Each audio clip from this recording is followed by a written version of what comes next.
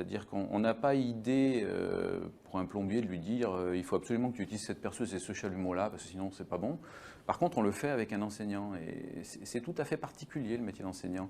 Quelque part, c'est un métier où on est assez peu formé à l'acte d'enseigner, on est fort dans une discipline tout simplement.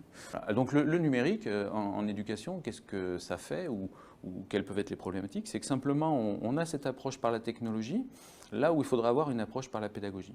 On va arriver à rendre efficace le numérique éducatif au moment où on n'en parlera plus parce qu'en fait il sera transparent et il sera là. Et simplement, il va amplifier la pratique de l'enseignant sans que l'enseignant ait besoin de forcément mettre le focus dessus. Je vous donne un exemple, par exemple, de nos jours. Alors, il fut une époque où on en parlait, mais de nos jours, quand on cuisine, on ne dit pas je cuisine au gaz ou je cuisine à l'électricité.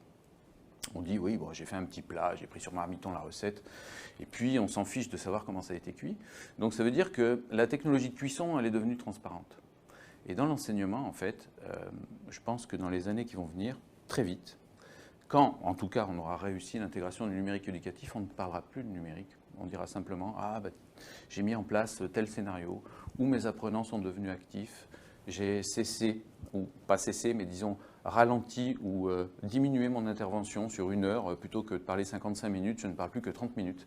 Et mes étudiants sont actifs pendant 30 minutes. Et dans ces 30 minutes, ils font telle activité. Et dans ces activités, fatalement, quand c'est de la recherche documentaire ou de l'interaction avec d'autres classes qui sont distantes, etc., le numérique trouve sa place naturellement. Quand j'en ai besoin, il est là. Quand j'en ai pas besoin, il n'est pas là. On n'a pas besoin de numérique tout le temps. Il faut arrêter ça. Et donc, le numérique trouve sa place tout à fait naturellement, sans qu'on ait trop à se poser de questions, à un moment donné où on pense à mettre en activité nos apprenants. Donc, tout est là, en fait. On se dit éducatif avant numérique, dans la phrase numérique éducatif. Et du moment que dans l'éducatif, on a ce souci de dire qu'est-ce que je fais faire à mes apprenants pour qu'ils se mobilisent sur le savoir à acquérir.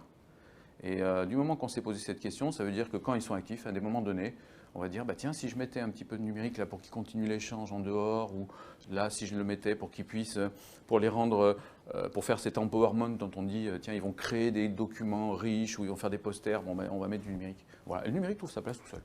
Donc mon optique, elle est là, en fait.